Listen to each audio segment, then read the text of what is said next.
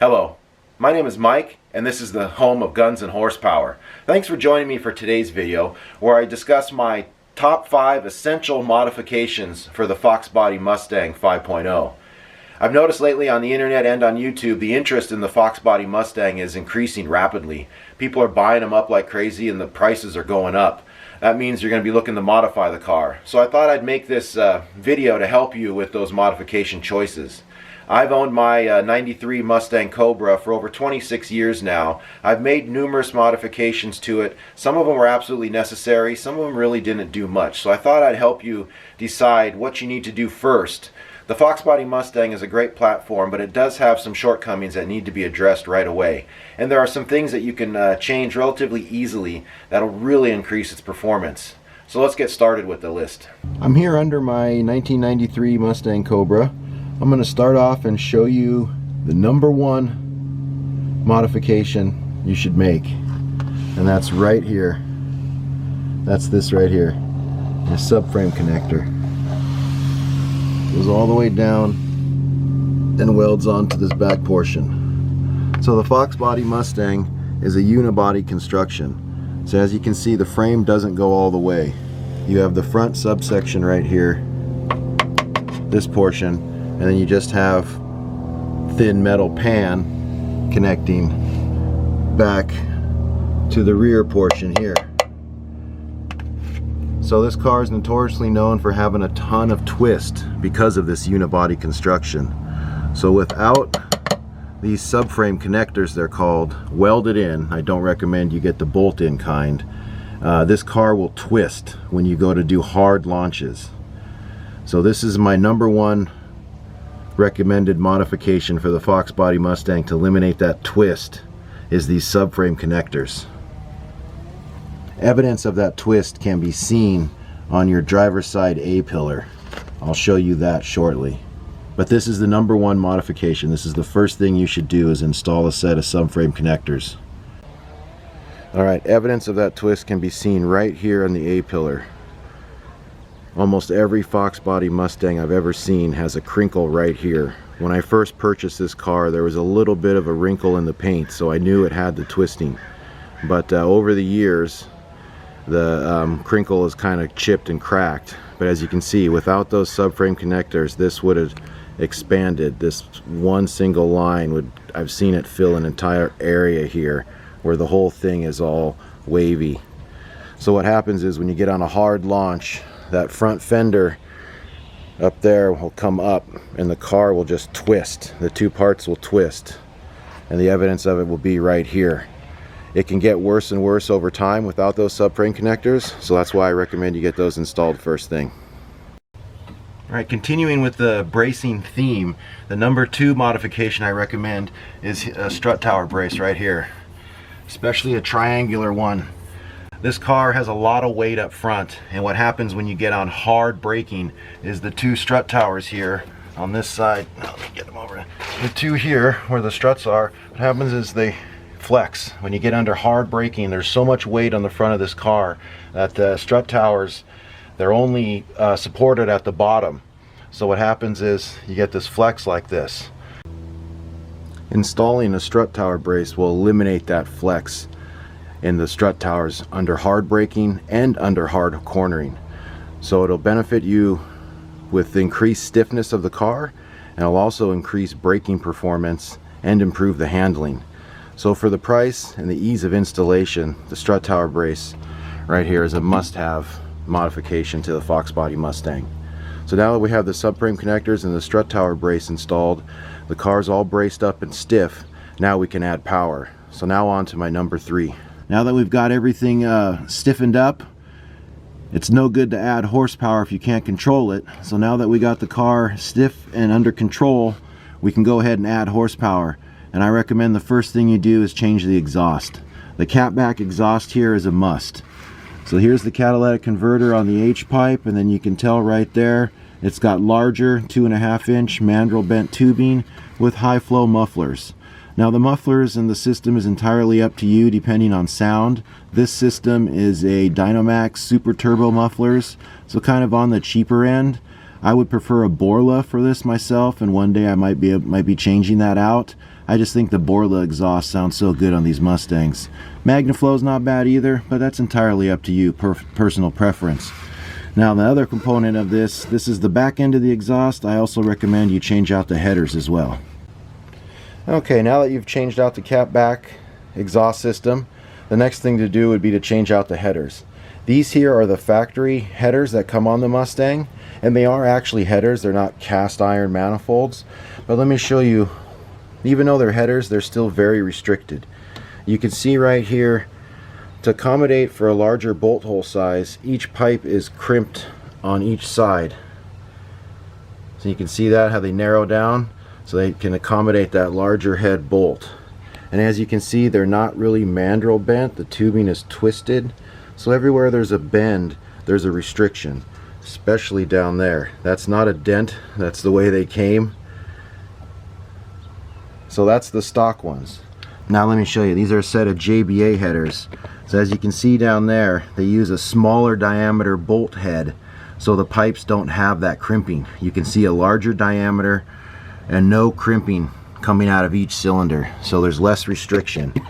And coming down here, you can see the pipes are mandrel bent. There's no crimps and no twisting to get them to make those bends. I'll get that out of your way there. There you go. So you can see, instead of a crimp and a pinch, it's a higher flowing tubing. So this modification right here completes off the exhaust mod. So you got your cap back and you got your front header. The cap back gives you about 15 horsepower and the header gives you about 15 horsepower. So this increases your horsepower, increases the sound of the car, and gets everything breathing better. So now you're set for your next step of modifications.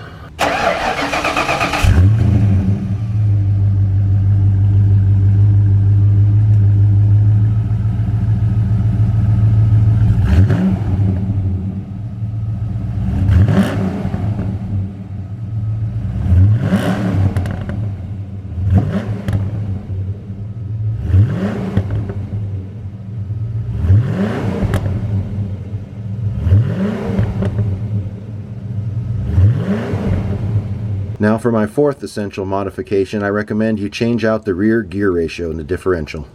Now this is the most bang for your buck modification you can make.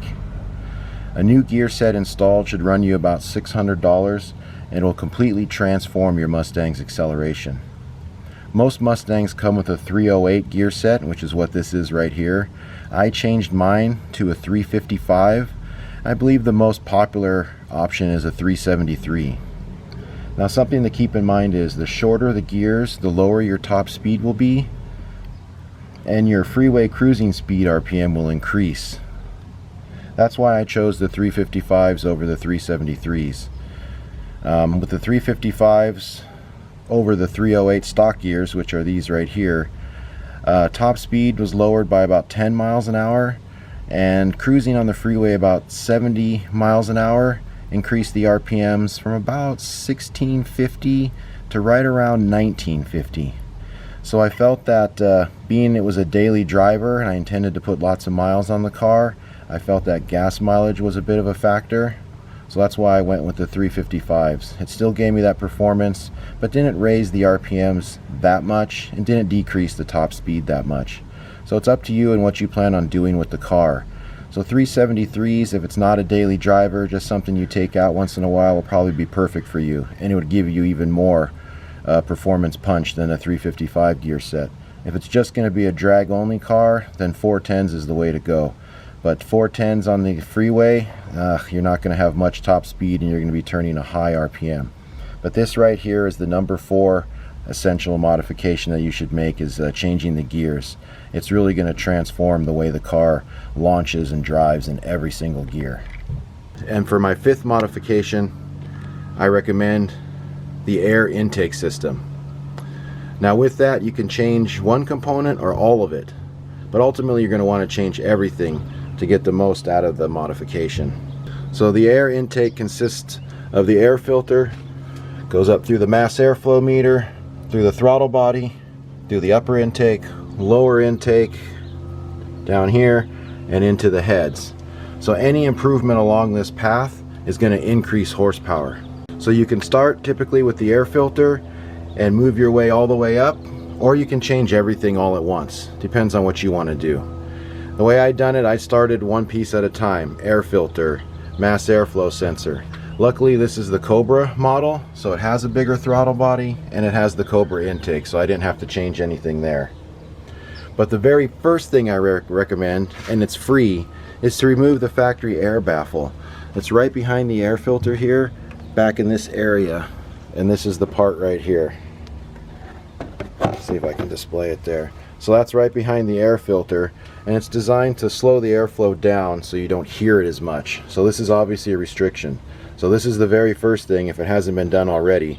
Take this and remove it. Throw that thing out, you don't need it, you'll never use it again. Then you can start by changing the air filter to something that's a more high flow filter. I just have a standard K&N element filter in here. You can do that route, or you can go with a cold air intake system, which is even better. But with that system, just make sure it's properly shrouded, that the element filter goes inside the fender well, and you're not sucking hot air in here from the engine. Because as you can see right here, the fan is right there, and it blows that air from the radiator right onto the air filter. So if you don't have it shrouded, you're going to be sucking hot air from the engine, which defeats the entire purpose of the cold air intake. So you start there with the air filter, and then I would recommend, if you don't have it already, the bigger throttle body next. That'll definitely help increase airflow into the intake. After the throttle body, you can now increase the mass airflow meter. You're not really doing anything with the meter itself. That's the electronic meter with the elements in it. It's actually just increasing the housing size, so that increases airflow. And get rid of that rubber corrugated tubing, this section here. Get yourself a nice pipe like this one. This is a system that came with the mass airflow sensor. There's a lot of them out there also. I've noticed a lot of the cold air intake systems will include this pipe as well. So get rid of that rubber corrugated vacuum hose that they had on there. Then after that, you can go ahead and step up to a new intake. And there's a lot of options up there for your upper and lower intake manifold. This is the Cobra model, so it comes with this Cobra intake. You can purchase this one separately. This is good for up to about 420 horsepower. Then they have the GT40 intake, also made by Ford, and I believe that's up to probably 450 horsepower. And then Edelbrock makes a lot of nice intakes as well. But there's so many options out there. So it's up to you, depending on if you want to be able to expand on it and hone it out, add nitrous or something. So that's up to you. But I recommend the Cobra one. I mean, unless you plan on building the motor. This has been a great intake. It can be honed out, so you can get one of these and then increase the flow later on if necessary. But that's my 5 essential modifications. Start off with bracing up the car with subframe connectors and a strut tower brace, and then we'll go ahead and open up the exhaust to increase horsepower and get the engine breathing further.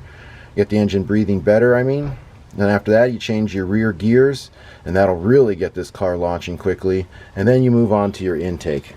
Alright, there you have my list for the top 5 essential modifications for the FoxBody Mustang 5.0. I hope you found this video useful and informative. Please hit the like button, don't forget to subscribe, and browse the channel for my other content. Thanks again for watching.